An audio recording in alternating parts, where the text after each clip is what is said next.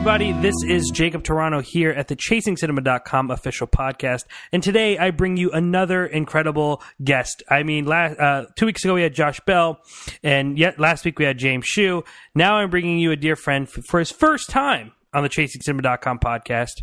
The thing that I've learned of going to movie screenings and meeting critics is some people you'll talk to, chat, they're very nice, but there are only a few ones that you'll actually end up being friends with.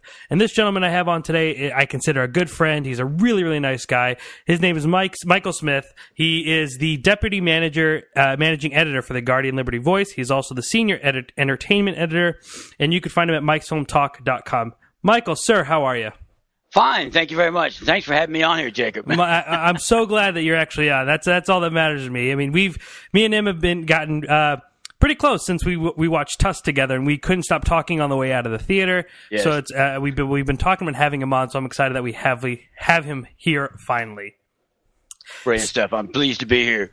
So, Michael, just tell us really quick how you got into being an entertainment writer and how you got into doing movie reviews and things like that. Tell us a little bit of your origin story, if you will. Okay, yeah, I actually have done a good bit of everything. You've probably heard of chief cook and bottle washer your entire life. That title could have been invented for me. I've done a little bit of everything. I'm a vet. I was in the U.S. Air Force for 13 years. I then got out and did various sundry things like sell insurance and collect insurance premiums. Delivered newspapers, the whole bit. I became a prison officer for Her Majesty's Prison Service in the juvenile estate, hence the kind of funky accent that comes and goes as I speak. Whilst I was doing that, my daughter had started a YouTube channel doing video game reviews, and I helped her out, and the community on YouTube sort of adopted me, and I started then doing film reviews on YouTube. If you actually hunt around long enough, you'll probably find them, and I sound quite different from what I sound now. But I also started blogs, and again, that was my daughter's fault because she was in university, and it was something she was doing and talking about, and that's when I started getting more involved with writing about films. I've worked in films, I've worked in television, I've done some radio and stage many, many years ago. But most recently, the latest thing I have done, I worked in an independent film short for a young lady. It was her first professional effort, and it was called Once Bitten, Twice Shy. And I actually got the lead. Didn't have to audition or anything, was just me. And I got the part. And that's the last thing I've worked on. Wonderful. So, and how did you stumble upon the Guardian? That was 2012 was my year of great pain. I got injured at work. I was off for 6 months. Just started back to work, and I had a heart attack. Should have died twice. They actually saved me, but then in the process of saving me, almost killed me. So they actually had to do 2 bits of life-saving surgery on me, special me, and. In the process, they left me with a few defects that Her Majesty's Prison Service was not too pleased about. If I had been attacked by a prisoner, I could have died. They were afraid they were going to be sued, so they let me go. I got an ill health retirement, little tiny pittance of stuff that will, buy you the odd pint or whatever. But, I got a little bit of money before they kicked me out the door. While I was doing that, I started writing more and more on my own personal blog and actually stumbled across an advertisement for the Guardian Liberty Voice, which in those days was called the Guardian Express, advertising for writers. And I contacted the folks, attended their boot camp, which we do still run, and lo and behold, a year and a half, rapidly approaching 2 years later, I'm still working for them, and I'm where I'm at. And you are doing a very great job. You want to talk about one of the most hardworking men. Is this guy here. Every time I talk to him, when I'm like, Michael, I had to write 2 reviews this week. He's like, yeah, I wrote 5 yesterday. And I was like, oh my God, how do you even do it? And you could find pretty much, you cover television shows, you cover, events that are going on, movies. It's insane how much this man covers. He did a book review for The Maze Runner some time back, and you can find all that again on mikesfilmtalk.com, or you can follow him on Twitter, and he tweets out all of his stuff at mikesfilmtalk. So, Michael, as the great question that I ask every guest that stumbles upon the ChasingCinema.com podcast, what is your favorite movie or some of your favorite movies? I'm glad you said it. the way you did the second time, because I have a load of favorite movies. One of which I think we were talking about yesterday or the day before. I can't remember when we actually watched the film. True Grit obviously is an eternal favorite, and I've got to say it's actually both versions. I love the original Howard Hawks version with John Wayne, Glenn Campbell, and Kim Darby. But 1969, it was absolutely brilliant film, and I love it to death. But I also love what the Coen brothers did with it, with Jeff Bridges, who, despite my disclaimer on my YouTube channel, he did do a brilliant job as Rooster Cogburn. I think everyone was really hesitant when that kind of came out. So you weren't the only one, but we were all pleasantly surprised. Yeah, I think so. Yeah, because there were quite a few fans that of the original that didn't really like it. But I mean, I have so many different films that are firmly in favorite status, and they're all kind of competing with number one. I have one film that I can never watch enough called Memories of Murder, and it's a Korean film, and it's got Kang Ho Song in it. And he was just recently in an American film called Snowpiercer. Yeah, which I missed, unfortunately, with Chris Evans. Yes, Chris Evans. I was just going to say, I actually went ahead and bought it on Amazon because I am a huge Kang Ho Song fan. And he's in the film. He actually plays a detective. It's based on a true story. It's the first serial killer that they ever had in the 1980s in Korea. And he was in a small village. And it's absolutely just a brilliant, brilliant film. I can't tell you now for the life of me who directed it. He's not super prolific in Korea, but he does do the odd film still. It was just absolutely fantastic film. The Vengeance trilogies are all real huge favorites. Battle Royale is number one. It's Bong Joon-ho. I believe it's how it's pronounced. It's Kang Ho Song? No, for Memories of Murder. Oh, for Memories of Murder. Yes, it probably is. Yeah. That does sound right. Yeah, I think you've actually gotten the pronunciation right as well. Battle Royale, I'm sorry. Yes, Battle Royale. Before I go to Battle Royale, though, I've got to say my other favorite Korean actor in the world is Choi Min-sik, he played the lead in Old Boy. Okay, yep. But he's just currently also made his American debut in Lucy. There we go. Yep. Lucy, yes. He played the villain. They underused him dreadfully, but he played the villain, the Korean bad guy in that film. Yeah, you're right, actually. Okay. Yes. And a little known fact is he and Kang Ho Song are actually very good friends. Oh, wow. And they often work together in films. But for Japanese, I absolutely adore Battle Royale. The first one, not the second. Second, no. But the first one was absolutely brilliant. God, there's loads that just literally, I remember doing this about 2 years ago on the blog site. We did this list of films that we just absolutely could not live without. Yeah. And I had roughly about 10 and could have kept adding cheerfully. That's just how we are. When you love movies, it's really hard. And one of the wonderful things about Michael is he's definitely one of those critics I really see good in every movie. He does find good things, and that's always a really good quality to have rather than someone who just wants to be mean and bash everything. Battle Royale I absolutely love too, and I stumbled upon that actually through my cousin, and I remember watching that for the first time. Like, everyone was asleep, and I was just like, wow, how amazing is this? And really, really fell in love with it. But yeah, one thing that me and Michael have talked about for, ever since we kind of started talking is he told me how in love with Korean films that you are.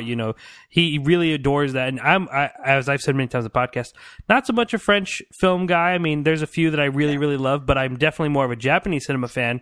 But he has told me a few titles that I'm really wanting to watch. So I've been creating a list of Michael's recommendations. So I'm definitely going to be checking out Memories of Murder. So, Old Boy is great too.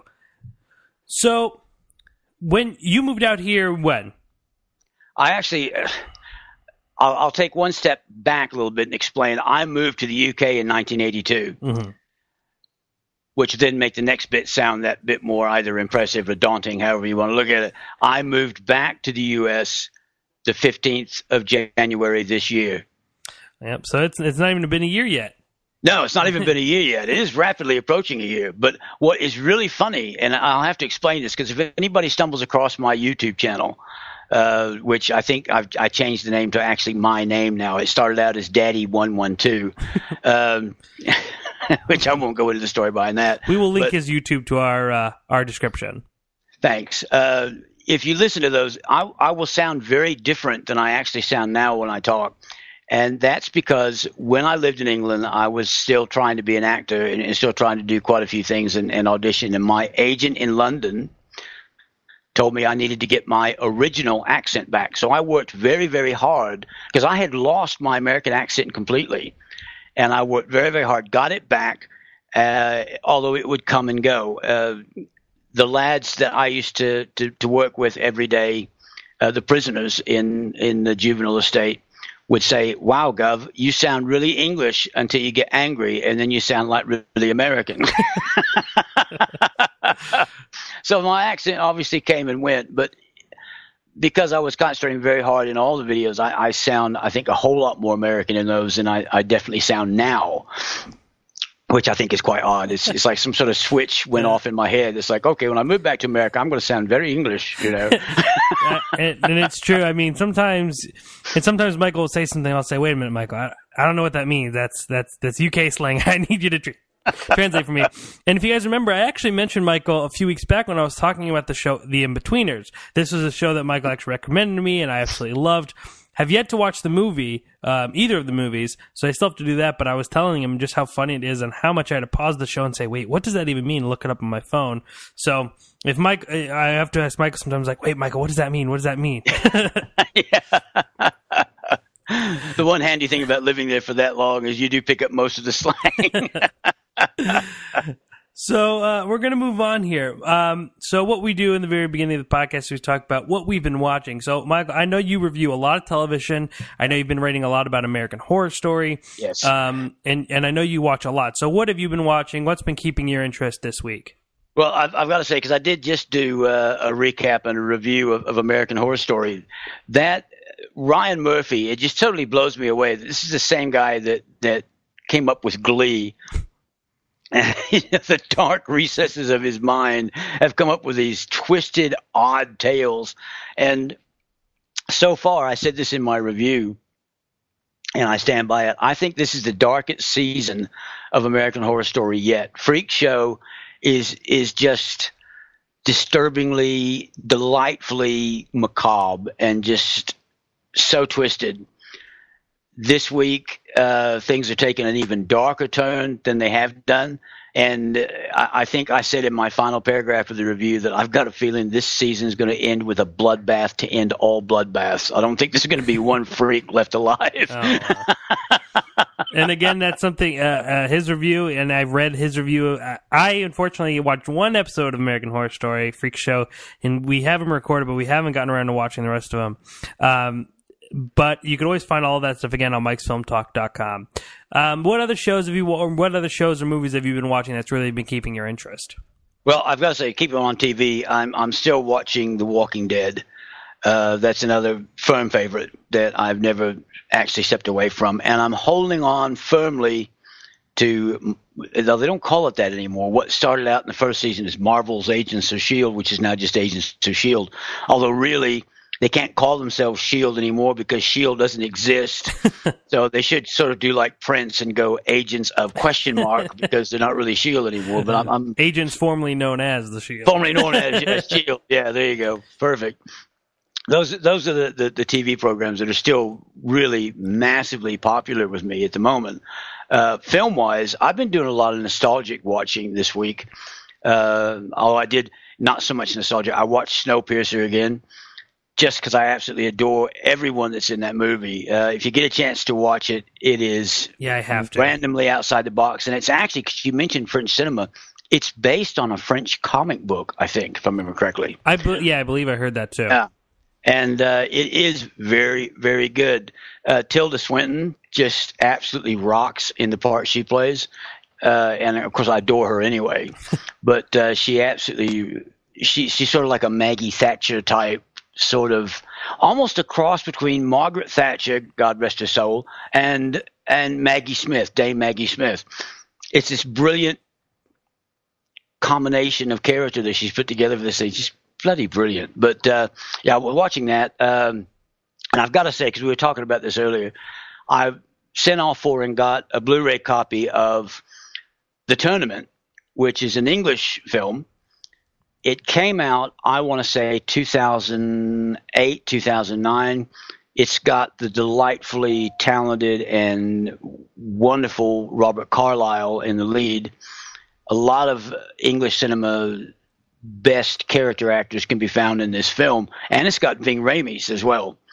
But I became friends through Facebook with Craig Conway, and Craig Conway is the chap that played Saul in Doomsday, the Neil Marshall film, which is sort of his homage to Mad Max and all other, post-apocalyptic films. And I met him through two actresses that I am friends with on Facebook, who I met through a guy that I worked with in the film last year, Steve Speak.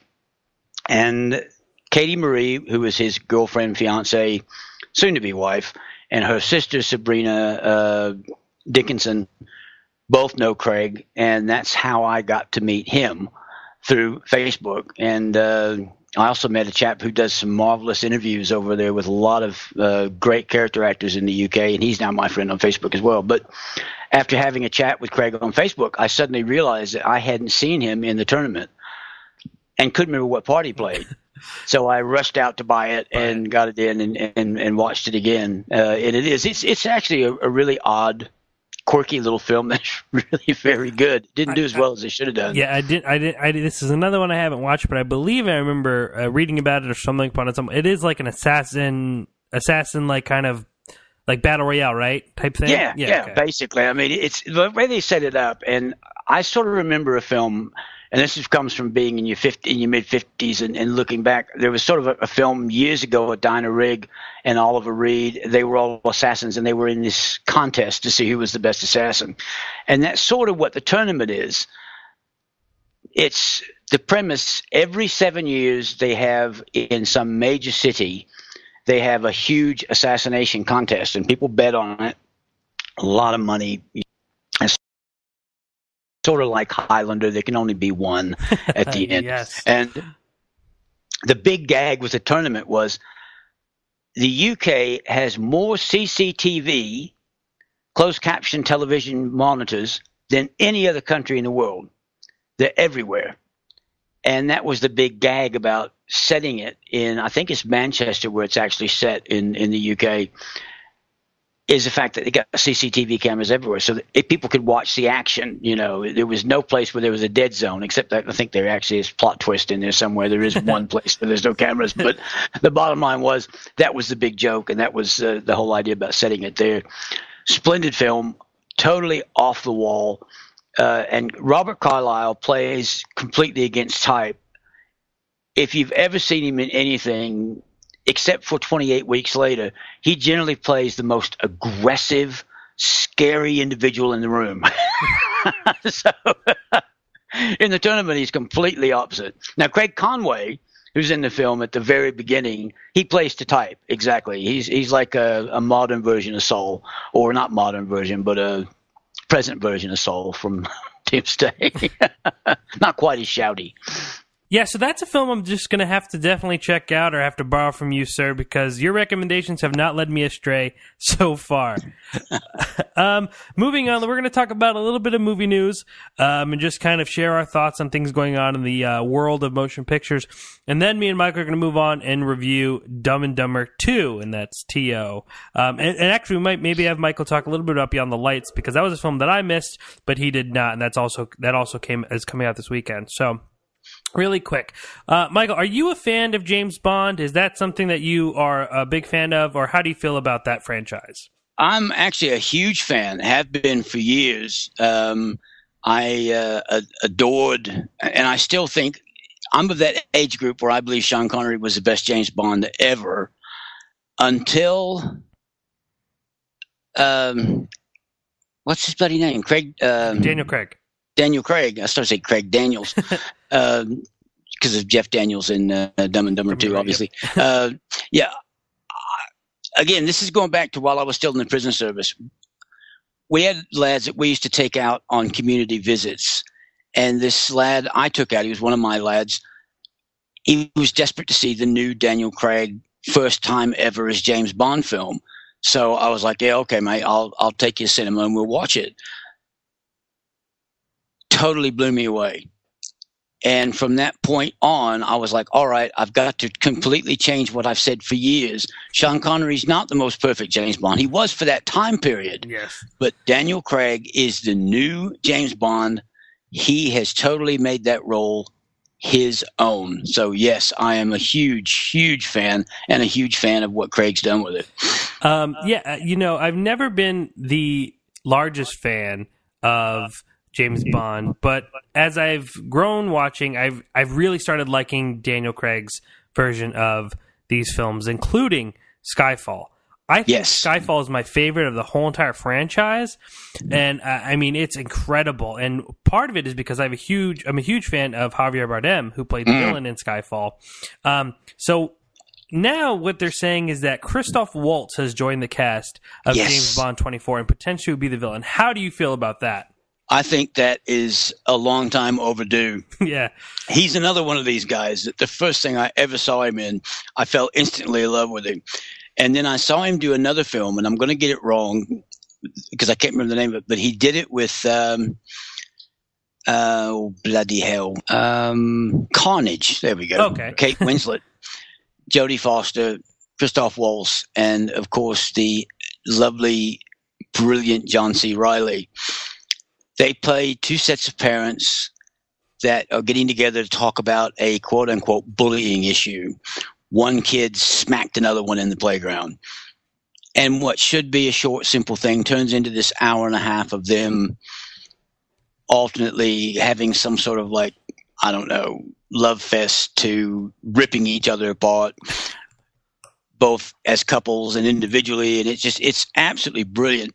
And that was the first time I realized that Waltz is a huge three-dimensional character. This guy can play anyone and totally make you believe it. And the idea of him being a Bond villain, I think if anyone was born to be an instant Bond villain, which I'm positive that's what they're going to put him in as, it was him. I think Christoph Waltz, from what I remember, the first real exposure I had to him was, I think a lot of people's first exposure was Inglourious Bastards. Yes. And watching him in that, I mean, I think he really, that whole film, I personally think that's probably Quentin Tarantino's best made film. Not my favorite, but I think it's his best made film. Christoph Waltz was a huge part of that. His performance is just so incredible in that movie. And then again in Django Unchained, I mean, he is the man that you do not want to stare in the face, obviously. He's always, he's just not the guy you want to be stuck in a room with. And I think he would be a perfect villain for James Bond. But even in watching Christoph Waltz on SNL about a year ago, I believe, he's actually a great comedic actor as well. He's going to be in the new film Horrible Bosses 2 that we're going to see him in. So I'm excited to see him kind of work around that and start doing different things. But I just know he's a scary man, and if he's a villain in a James Bond movie, they got me buying a ticket because that just sounds exciting. And I hope they keep it up.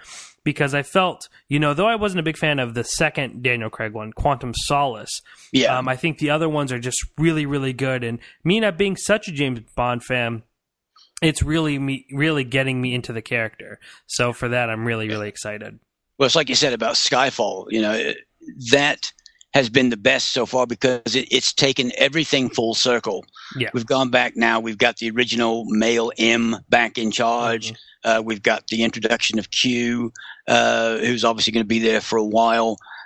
And like you say, Christoph Waltz had to be the next Bond villain because nobody else is going to do better than Javier Bardem. I mean, he was the ultimate Bond villain. So they're going to have to pull something massive out, and picking Christopher Waltz, I think, was a brilliant move. Yeah, I think that would be really, really smart. This makes me excited for the James Bond movie because before, I was like, Skyfall might be the only one that I really might like, and I'll probably go back into the old thing. But if they have Christoph Waltz, I'm so there. Moving on now, it seems to be a lot about franchises, and they were also talking that this week that they were going to be doing additional Fast and Furious films. Now, recently, Furious 7, the 7th installment of the Fast and Furious franchise, dropped. How are your feelings about this franchise, and would you go see... Well, I mean, I know you have to because you have to cover them regardless, but would you be excited if they continue to do 2 or 3 more films like they're talking about? I think so, even though, obviously, Paul Walker is gone. Interesting thing about that was I was writing with the paper last year when Paul Walker died, so suddenly and shockingly. And I had written an article ages ago about, do we still need to keep going on with this franchise? We're doing Fast and Furious 7, and they pulled in like Cody Walker to stand in a bit, and I think what's the other one, Caleb or whatever the other brother's name is, to help finalize the scenes. And it was more of a redundant sort of question, because I happen to love what Fast and Furious do, which is just provide flat out adrenaline-fueled entertainment that doesn't make any real sense. And certainly in the world of logic, that everyone that participates in these fast, chases and intricate stunt scenes would wind up dead or so totally messed up they'd be in hospital for 2 years afterward. It's fun. The editing is fast-paced. I think they could probably get it to go along for at least another 3 films. Although I think they are going to lose a part of their audience because Paul Walker was such a huge part of that franchise. But having said that, it's an ensemble piece. Every one of them is all built around all the different characters in varying degrees. So I think they can go on with it for quite a bit longer. Yeah, and I think we both agree. Well, actually, I'm not sure how you feel, but I feel these last 2 or 3 films have been better than the earlier films. I think they've really started coming in their own. A lot of people love the first Fast and Furious. I was iffy about it. 2 and 3, I definitely wasn't crazy about. But it's like 5 and 6. I really don't remember which one 4 is, but 5 and 6 was really, really strong. You had the introduction of The Rock, and it started becoming more fun, a little bit less serious. And though especially in 6, where we're jumping across highway bridges. Yes. In the trailer of 7, where, but that kind of embracing that makes it a little bit more fun, and realizing it's just more of an outrageous type of movie. And it's really surprising because most franchises, especially nowadays, earlier in the 80s, franchises would knock out a decent amount of it, but franchises don't usually go past 3 or 4 nowadays. And to have a film go to 7, the only 2 I can really think about is Saw and this movie that actually ever exceed that kind of 5 film limit. So I think that's pretty extraordinary. And I mean, why stop? And people are going to see, but I guess it really depends on how good Fast 7 is and where it leaves off, I think, because I think that's going to be a big determining factor, because I thought that some actors said this would be the last film that they want to do. So I don't know if they're going to get a different gang, or a lot of them are going to stay aboard. I'm not really sure, but it's kind of just a waiting game.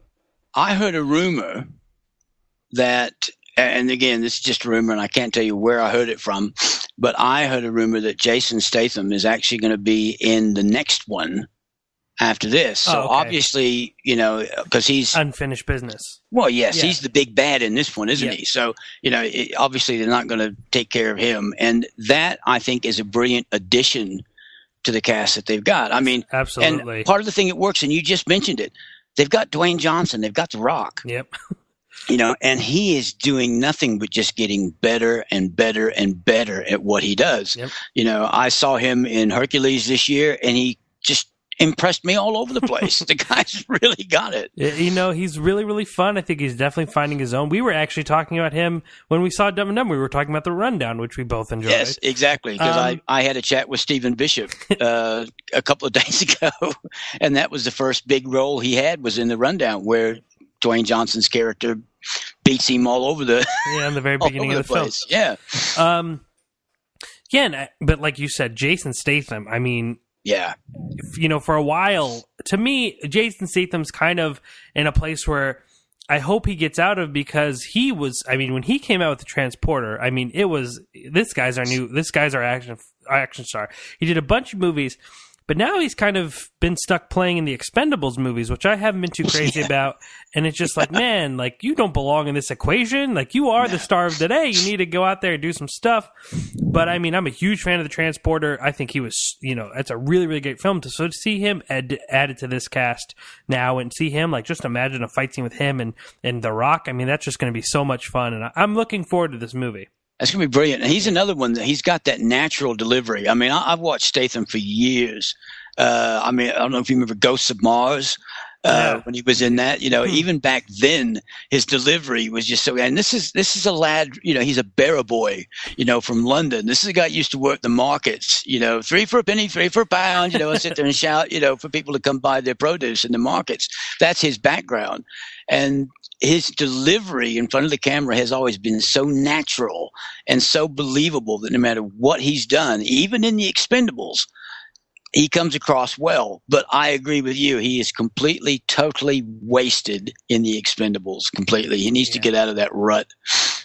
Yeah, and that's the thing, I mean, I just feel like if this is the older gentleman, I mean, Jason Statham could be the action star of today, but he's kind of letting it slip to where The Rock is taking that role on. So, I mean, again, I hope this movie really takes hold of his role in Fast and Furious 7. I just can't wait to see him and The Rock go at it. I hope they throw down at least once in the movie. They've got to. That would be absolutely brilliant. So now moving on, as Michael talked a little bit earlier, one of Michael's another thing that he covers and talks about, not so much writing wise, but just in his own life, is video games. Yes. And we were talking about Uncharted about a week or two ago, and it's recently come out that they have gotten a writer for the Uncharted film, and it's the Oscar award the winner. Mark Bowl, for The Hurt Locker and Zero Dark 30. So I've never played Uncharted. Michael's the guy to talk to about this. But how does that make you feel that we have someone of that caliber writing this script? To be honest, I'm really disappointed. But then having said that, I'm also disappointed that Naughty Dog have let Amy Hennig get away.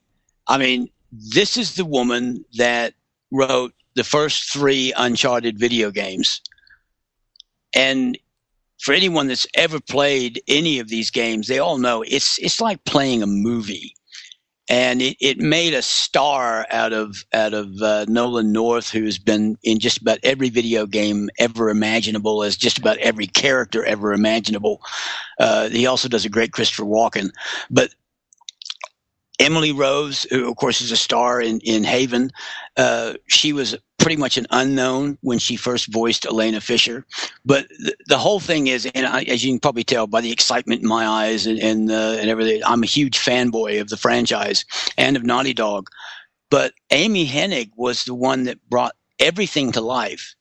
And she has written these characters and these scripts just really brilliantly. And I know how the whole process works. I know Sony sat down with Naughty Dog and said, we want to make it into a film to see who we can farm it out to. And it's gone to various and sundry different people. The last word I got on it is David Russell, I think, is still connected to it. No, sorry. David Russell isn't connected to it anymore. But I have heard that Mark Wahlberg, is going to play Nathan Drake. It's like, what the fudge are you people thinking? Mark? No. Well, Nathan Fillion is Nathan Drake. From what I've been reading, Marky Mark has been approached, and Chris Pratt, but Chris Pratt has passed on it, and that's been confirmed that he's passed on it. Yes. So Marky Mark does look like he might be playing the lead role. But as you pointed out, you have someone in mind. Yeah, Nathan Fillion. I mean, in fact, if you look back, and looking back at old Comic-Con things, someone actually admitted, and my daughter's actually met both these guys, and I can't think of the chaps' names. Hang on here, I'll have to look it up. The guys that worked with Amy were saying that when they did the character model of Nate Drake, they based it on Nathan Fillion from Firefly. And the way the guy says his lines, the way the character acts, everything, it is Nathan Fillion, just as played by Nolan North. Yeah. And Fillion was approached really, really briefly. In fact, a big sort of furor was brought up about the whole thing. People were like really excitable about it. Fillion won't even talk about it anymore. Although he has said, I think in 2013, he wouldn't mind doing it if they came back to him again. But a lot of people are saying he's too old, which is rubbish. He's a bit heavier now than he was back then, but he could still pull it off. Yeah. And it's gone the gamut. I mean, when they first talked about it, they wanted Ellen Page to play Elena Fisher, which could have worked, but they only picked her because she was flavor of the moment. Which is the way Hollywood works. Another one that was bandied about was Bradley Cooper, who again, probably be all right, but given a choice between Bradley Cooper and Marky Mark, Bradley Cooper. Marky Mark is a thick-necked guy that would not know light comedy. I mean, okay, he did Ted, but Ted's not light comedy. Ted was like, smack you over the head comedy, Nathan Drake, to be the way he is in the games, should be lightly comedic in spots, and I don't think he's got it. But then when you look at David O. Russell's idea of what he was going to do with the film, it wasn't going to follow the game at all. Yeah. Nothing to do with the game. He was going to have bloody, what's his name? You looking at me? He's going to have him come in. So, nah. But I mean, Marky Mark's kind of another actor that I've talked about that kind of just upsets me because he is a very talented actor, and I know you know that, and I know you're just saying he's might not be with this role, but he does have really odd choices in films as of late, especially. Yeah. I mean, taking on Transformer 4, I think was, maybe just a paycheck for him, but I mean, Ted, Contraband, these films that he's been doing recently, I'm just like, man, you're the same guy who was in The Fighter, like one of my favorite films of the last, couple years. I mean, that movie is fun. I still think that's David O. Russell's best film as of late.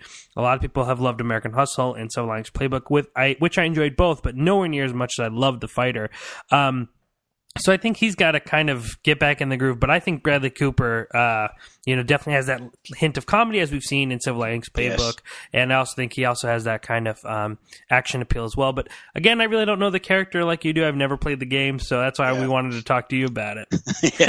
It definitely, Mark Wahlberg doesn't fit that at all. And I do like Mark Wahlberg. I think the best thing I've ever seen him in, and I'm just going to look this up really quickly. My daughter turned me on to this film. The film was Fear, this little independent film with Reese Witherspoon, whom I'm not a huge fan of either. I like Marky Mark much better than her. But I couldn't tell you why I don't like Reese Witherspoon. I really can't. There's just something about her that does not appeal to me. I'm with you, too. I've stated on the podcast. Okay, there you go. I don't feel quite so bad now. I'm not alone. But it's directed by James Foley. And he plays this young guy that really seems to have everything going for him. And she just falls for him, hook, line, and sinker. And he turns out to be this bloody psychopath. Although, oddly enough, he's not as bad as the people he hangs around with. And I remember now, the other person that was in it that I absolutely adore was Alyssa Milano, who I absolutely adore from, what was it? Was it Who's the Boss? Yeah, I believe so. Because it was made in England as well. This show that she was in when she was a kid with Tony Danza. Yeah, and I always get the two confused about name titles. But she's in it as well. And I realized watching that film that this guy can really act. He's got them chops, and he's not afraid to use them, and he can dig down deep when he needs to. And this was like 1997. Yeah, it was one of his early. Most people, that's where they first kind of discovered him. Yeah, well, so. Well, I mean, again, it's one of those things that we'll have to see because I believe it's not supposed to shoot until next year, and then it's not releasing until 2016. So a lot can happen in that amount of time, as we learned.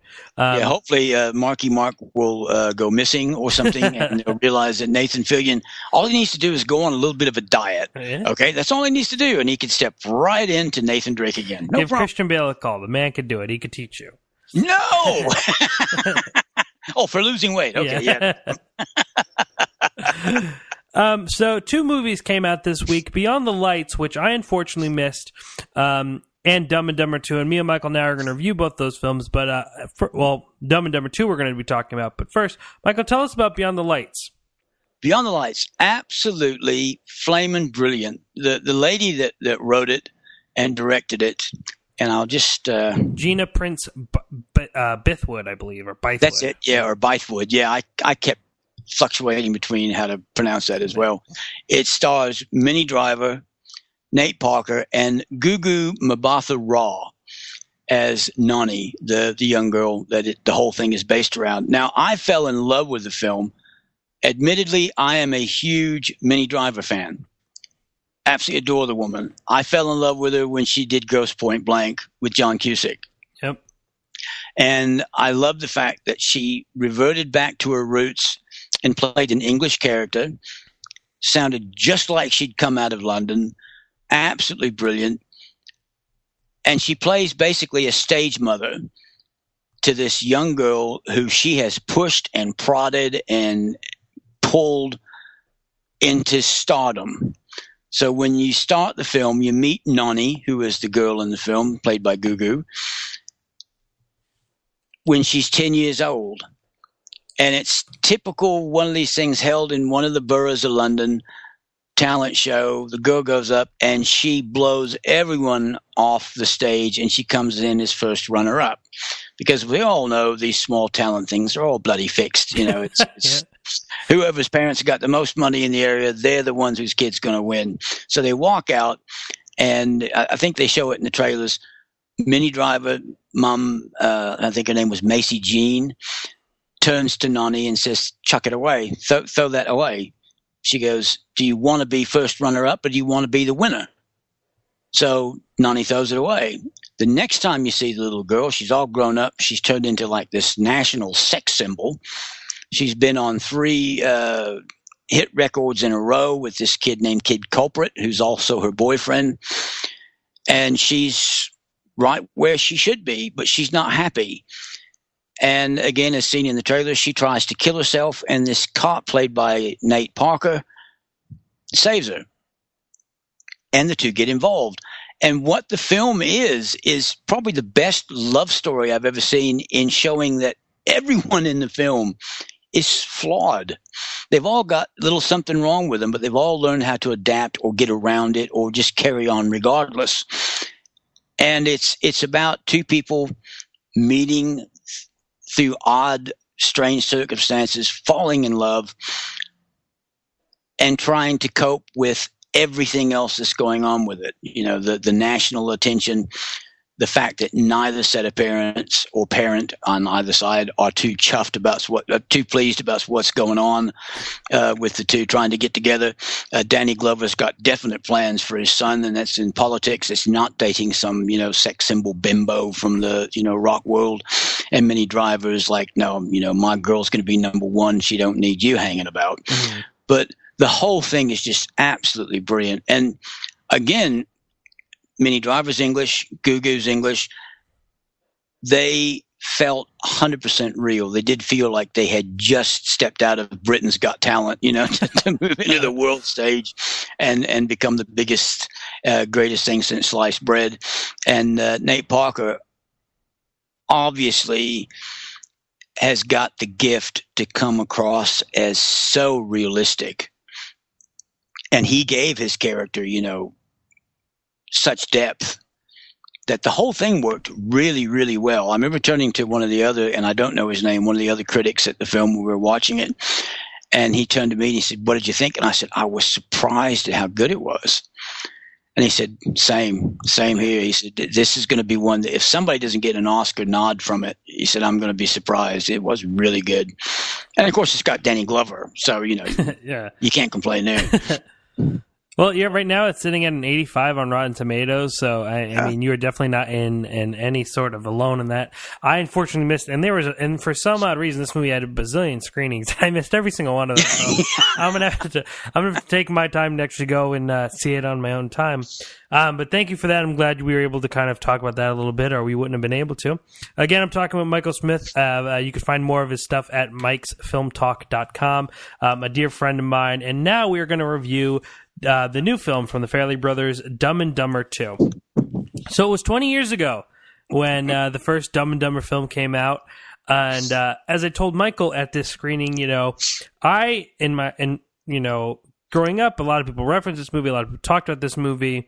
I actually remember the trailer being, I don't remember what it was, but I remember watching the trailer every time I used to put in one of my favorite VHS movies. I don't know what it was, but I used to see it all the time. And I never ended up watching the entire Dumb and Dumber movie until one of my teachers made me watch it and said, I know you like movies, you need to sit down and watch this. Even though he made me sit watch the entire thing, I wasn't really crazy about it. I thought there was funny moments, but it wasn't necessarily my type of movie. Michael, how did you feel about the first Dumb and Dumber film? Remarkably the same that you did. I'm trying to remember what it was. When the first film came out, by that point in time, I'd already gotten a bit tired of Jim Carrey. I don't remember why. It was quite a while ago. 20 years ago is a long time ago. But I just remember it really didn't do anything for me. And despite being – and I adore Jeff Daniels. I think he's a brilliant actor. But as we were saying the other day, he is an actor. He's not a comic actor so much as what Jim Carrey is. But like you – I couldn't watch the whole film, and I tried to before we went to go see Dumb and Dumber 2. I actually pulled the film up, sat down to watch it from the beginning, and could not get past the first 5 minutes. And I was like, "No, sorry, I can't do this. I really cannot do this. I'll have to just take 2 on its face value." Luckily, I didn't have anyone force me to watch the whole thing. And as I was watching, I realized how much I've forgotten of the first film. I mean, it's easy to remember these things that people are still quoting. I mean, there's a few quotes in there that I even still love. But I mean, I worked in an office store for a very long time. Like I worked at Staples, and anytime I walked in the briefcase aisle, the first thing I said was Samsonite. I was way off. But beyond that, I mean, Dumb and Dumber was just something that wasn't ever a part of my life or part of my movie watching. But for some people, that movie is legion. That's funny you mentioned that. Sorry about Samsonite at Staples. I worked for Staples in 1995. They moved to the UK. And I was merchandise manager for a whole year for Staples. Wow. Unreal. Funny, small world. But I mean, Dumb and it just never was a big part of my life. My comedy taste, it wasn't necessarily what I was looking for. So yeah, going in this movie, it was just like, well, it's nice to see Jeff Daniels and them kind of return as these characters. Well, actually, really quick, do you watch The Newsroom? With no. Somebody asked me that the other day because somebody from here and I were talking about it because he won an award. Yes, recently, I believe. Yeah, he got an Emmy, didn't he, for his work in Newsroom? And I was surprised. I'd never seen the show, so I didn't realize he was actually doing regular work on television. Yeah, I believe it's an HBO series. I'm not 100% sure, but I've not watched it either, and I've just heard nothing but great things about it. I believe it's actually in its final season. I think there's only 5 or 6. And I was on Facebook, and there was a clip stumbling around. Everyone has to say something on Facebook.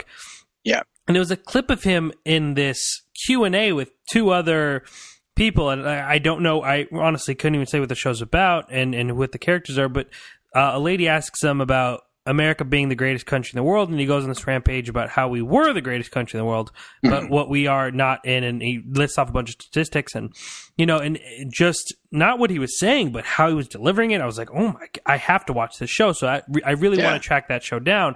But I mean, and then to see him, like looking at him and delivering in that performance, and then matching it up with him and Dumb and Dumber, I'm like, this is the same guy? Like, what is happening? So... Well, I actually said that I had a feeling that both him and Jim Carrey, and this was in my review for the paper, that they could probably, do the characters in their sleep. Yeah. Because, I've seen them in run-ups and doing various and sundry things, to promote the film, and they both seem to have everything by rote. One does one thing, and the other automatically does, the response to it. So it's like, obviously they, you almost get the feeling that in between the 20-year gap between the 2 films, these guys would get together regularly just to be Harry and Lloyd. Well, that's the interesting thing is, so this movie's been 20 years in the making. Yeah. A lot of people have been waiting for it. Some people, they just have accepted that maybe there wouldn't be a sequel. Jeff Daniels has continued to work and been doing things where Jim Carrey took a turn to be a little bit more dramatic, and then he kind of, stepped out of the spotlight for a little bit. He pops in every once in a while. I know he did. There was a point where he did Eternal Sunshine of the Spotless Mind. Yeah. And then I don't know if he did anything really in between, except for maybe a few cameos. And then he did Mr. Popper's Penguins. And I'm trying to think what else he did before that. But, I mean, he's only done a few things as of recent. So for him to return to this, it's kind of really interesting to see him return to those comedic roots. I think, I don't love Eternal Sunshine of the Spotless Mind as much as the rest of the world seems to do. But, I definitely appreciate his performance in that. And so it's really interesting to see him kind of return to one of his first ever characters. So, Michael, how did you feel about Dumb and Dumber 2? Well, I've got to say that the last thing I actually watched Jim Carrey in was Kick-Ass 2. Yeah. And again, because of this thing, I felt quite out of love with him a while ago for various and sundry reasons, although I got a big kick out of his profession, his declaration of love for Emma Stone on YouTube. That was that was priceless. But the last thing I saw him was Kick-Ass 2, and he was really quite good in that. And then he turns around for the press for the film. Yes. And just totally, negates everything he did for the film. Totally. I didn't know it was going to be that bad and all this stuff. And it's like, oh, what a load of crap. But there you go. Said he doesn't condone violence. I believe he tweeted out, so it's too violent, which is really weird. And it kind of seemed like at that moment, Jim Carrey was going to be one of those celebrities that just really kind of starts making mistake after mistake. Yeah. But I think that's why he probably kind of stepped out of the spotlight. I mean, the last thing, I'm sure, I don't know if you saw it or not, but he was also in Anchorman 2. He has a very, very small cameo in that. I did see it. I didn't know he had a very, very small part in it. So, I mean, that's what he was kind of good doing. He did do The Incredible Burt Wonderstone. Yeah. That was probably his last big movie that he was the star of. And that was, something that just kind of passed us by. So, yeah, I've noticed that when Jim Carrey gets on something, people get so excited, and then it just kind of gets forgotten about. I mean, everyone was talking about Jim Carrey making his comedic return in Burt Wonderstone, and no one really mentions that film anymore. No, everyone said, Kick-Ass 2. He's attached to Kick-Ass 2, and as you said, he was good in it. They didn't really use the comedic Jim Carrey that we all know, but he wasn't really used that much in the film either. And then he was in Anchorman 2. So this is kind of the big one that we're going to see if Jim Carrey's, hyped, if he gets to live up to the hype. But, this was his return. This was his triumphant return because look at Kick-Ass 2. I don't know what you thought about it, but I was savagely disappointed. I was greatly disappointed because the first Kick-Ass is brilliant. Brilliant. Absolutely beyond brilliant. Just great stuff.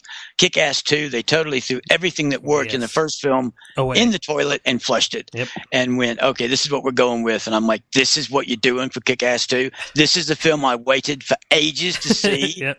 What is wrong with you I felt the exact same. I felt that they totally got, I mean, to take out the main, like, hit girl, the main hype of the movie, and put her in some weird Mean Girls subplot was just outrageous to me. Yeah. It's like, of all the things I wanted to see, I didn't want to see teen angst in high school. Didn't want to see it. Sorry. I wanted to see more of this. I'm going to kill more bad guys and be, just so cool while I'm doing it. But there you go. That's what happens when things go Hollywood. But Jim Carrey in Dumb and Dumber 2. It was like, for me, watching his performance, and I didn't say this in my review, I didn't get that tacky, but I'm going to be that tacky now. It was like he pulled out his Ace Ventura notebook and went, this worked really well here. I'm going to use that here.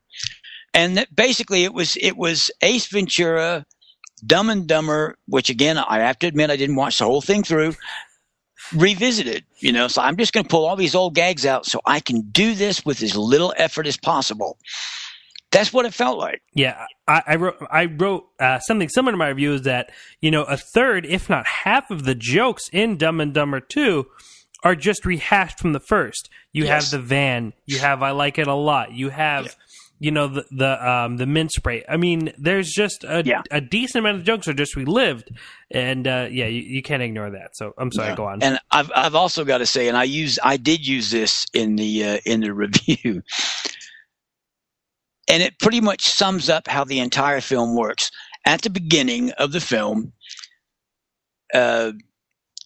Jeff Daniels' character comes to visit Lloyd in the care home. He's been there for 20 years, and he's been like practically catatonic, and he's been changing his nappy, his diapers, and all this stuff. That's a translation thing I was talking about. Yeah, there you go. Yeah, in England they're called nappies. Okay. He's been changing his nappies, and all this stuff's been going on. So the punchline is, gotcha, right? He's like, I had you fooled, and blah, blah, all this stuff. And at one point in the conversation, Lloyd, is it Lloyd? Yeah, says to Harry, he's wouldn't it have been just as funny if you'd fessed up 10 years ago? Yeah. Well, Harry's Jeff Daniels' character, so he was saying that to Lloyd, who's that's it. Yeah, and Lloyd goes, yes, but not as funny as 20 years. And it was the idea being that the overkill was what made it so funny, and that. As I said in my review, therein lies the problem with Dumb and Dumber 2.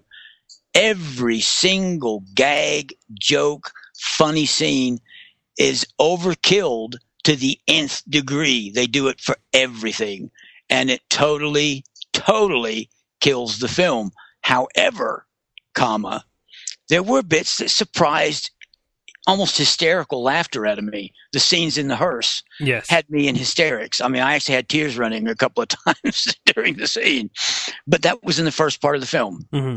Yeah, let's break it up in parts. The first part of the film, I was genuinely, as me and both Michael were, genuinely surprised how many times I laughed in the movie. Yeah. Though the laughing did kind of stop at one point. There was moments where I was laughing, and I was like, "Oh my, wow!" Like it is getting laughs.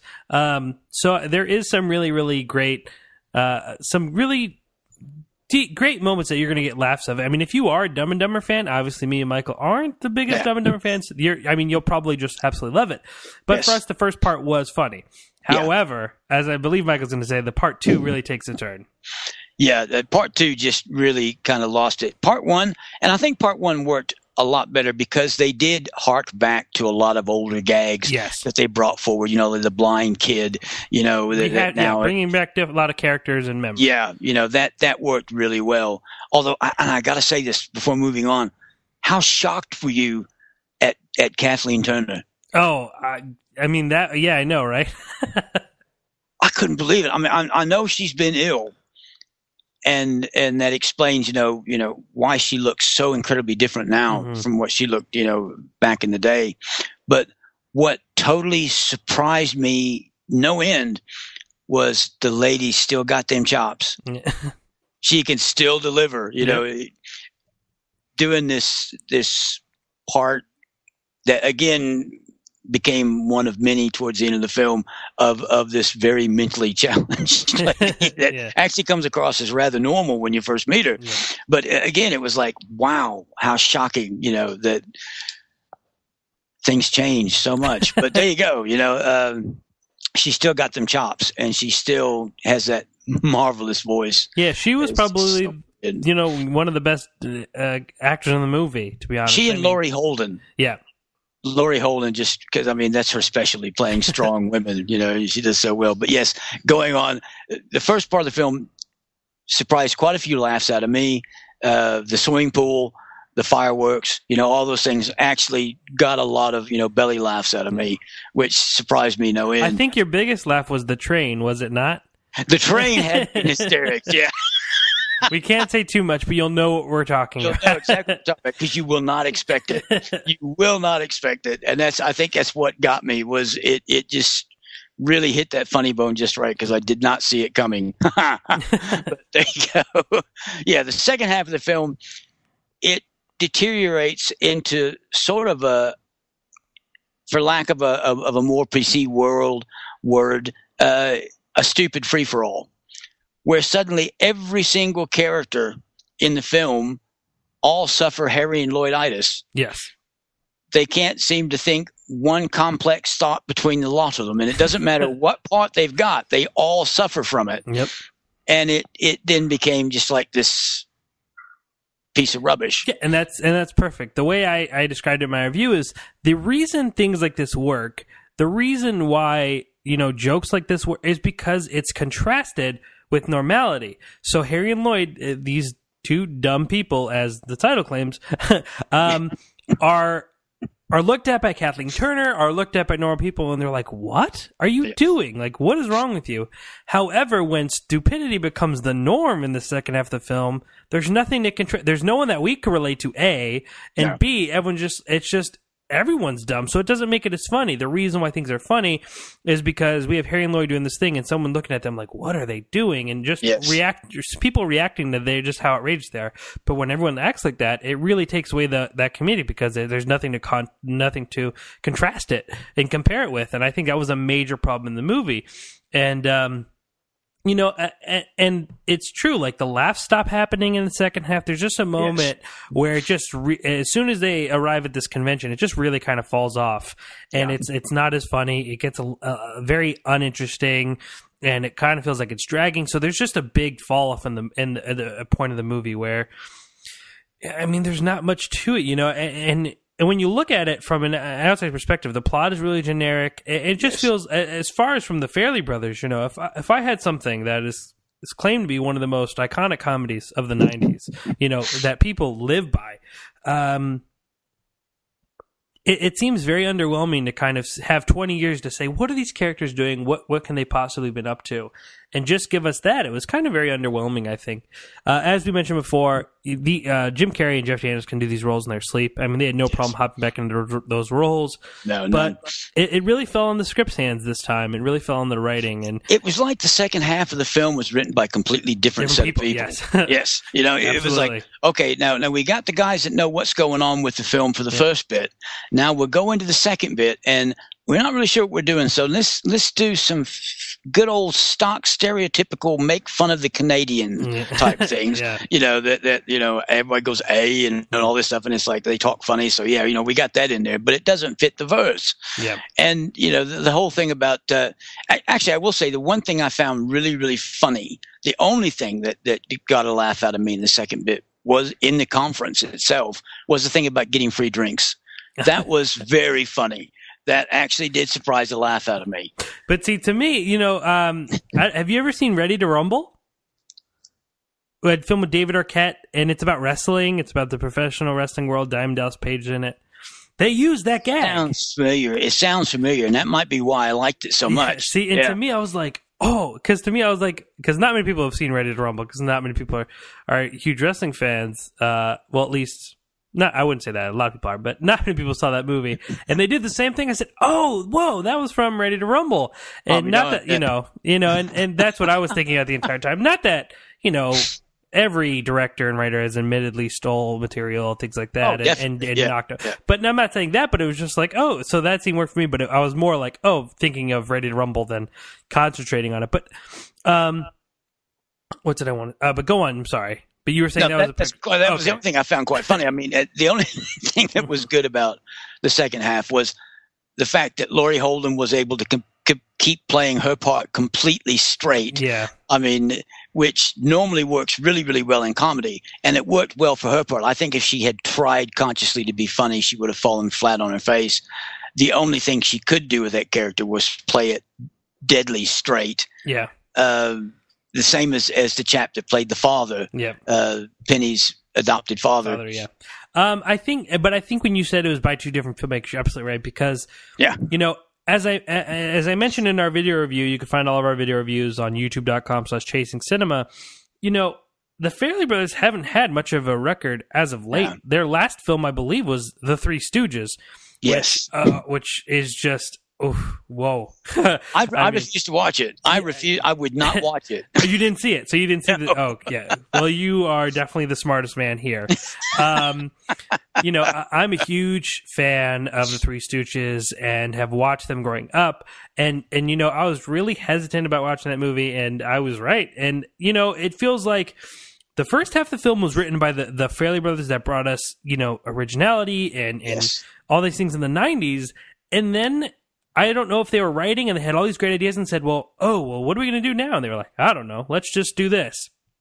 That's how it felt. They were trying to be funnier than what they are capable of, if that makes any sense.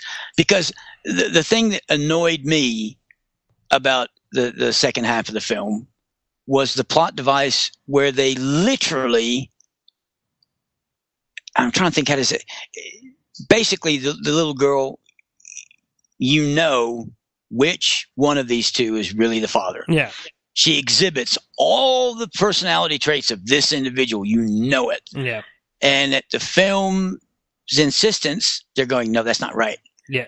And it's like, no, don't do that. Yeah. It's not funny when you do that because we know you're just doing it to be funny. You should have stuck with what you started with. And it's like they were trying way too hard to be amusing. It's like, okay, we used up all our original stuff in the first half of the film. And like idiots, when we edited all that bit in there, we got nothing left over to go for the second half. So we're going to have to come up with something new to take it out to the end. It felt exactly, and I think that's the best way to put it, is that the first half of the film felt like the same filmmakers revisiting a movie that they did 20 years ago. Because unfortunately, the Farrelly brothers, who were at the head of comedy in the 90s, aren't the most original, geniuses as they once were. And I'm not trying to say that they aren't talented, but their work has, unfortunately has been kind of left behind, if you will. And I felt the first half of the film was made by those innovative characters, and it was just like Three Stooges, where they took something in the second half, they took their idea of Dumb and Dumber, and they just tried really hard, and it just didn't work, as you said. I don't know if they tried too hard or too little, but either way, it just did not work. So you look at what they've done. Something About Mary, Me, Myself, and Irene, which was probably Jim Carrey for comedy anyway, while he was still at his zenith, of able to pull this rubbish off, so effortlessly like he could do. And then you see what they did at Dumb and Dumber 2. It's like, something doesn't work. They also did Hall Pass and The Heartbreak Kid, which I wasn't really a big fan of. So recently, they've been in a real kind of stuck situation where, this movie perfectly sums it up. The first half of the film is the 90s Farrelly brothers that people fell in love with, and the second half of the film is the Farrelly brothers that we have now that aren't as loved by fans and critics. But total lack of originality.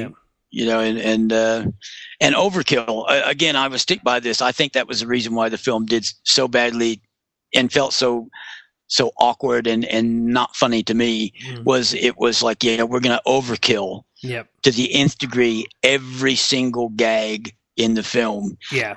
And it just didn't work. No, and I felt that, and it was just, if the way I summed it up in my closing lines was, if the first movie was dumb, then this movie was definitely dumber.